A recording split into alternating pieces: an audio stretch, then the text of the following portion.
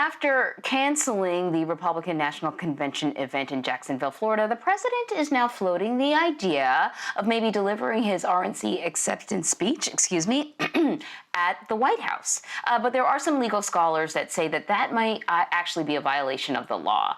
So here's CBS 2020 campaign reporter Nicole Sganga with more.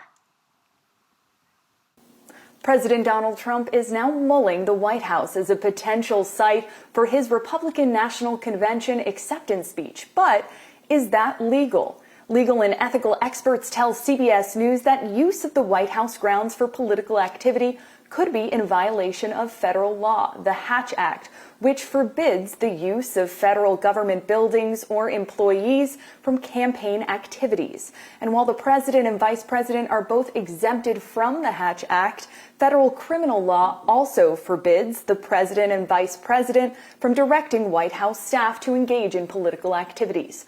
The president heads to Ohio today, where Ohio Democrats see an opportunity on the horizon for their candidate, Joe Biden, in the battleground state. Recent polling suggests the race in Ohio is tightening. Our latest CBS News Battleground Tracker poll shows the president with 46% support, Joe Biden at 45% among likely Ohio voters. And the Trump campaign, RNC, and its joint fundraising committee hauled in $165 million in the month of July.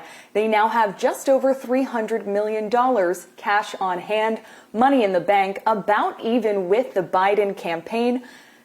This is important because it means that after becoming the presumptive Democratic nominee, Joe Biden and his campaign took just 122 days to close a $187 million gap with Team Trump.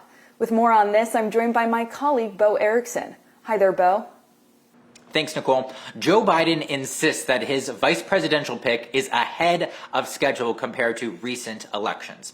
Today, in an interview, Joe Biden actually spoke about someone specific. It was Senator Kamala Harris, saying that she is very much in consideration to be his number two.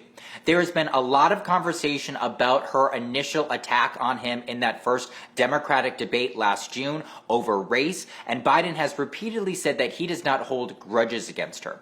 But privately, one of his betters, former Senator Chris Dodd, has questioned her loyalty. Today in the interview, Biden did not speak out against those private conversations.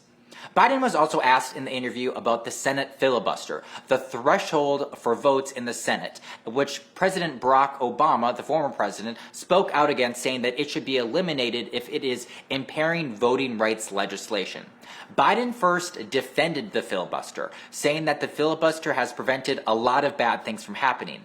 And then he said that he does not think the filibuster needs to be done away with because if he is elected president, he says that some Senate Republicans will be able to vote their conscience on legislation that Democrats also support. For CBSN, I'm Bo Erickson, CBS News.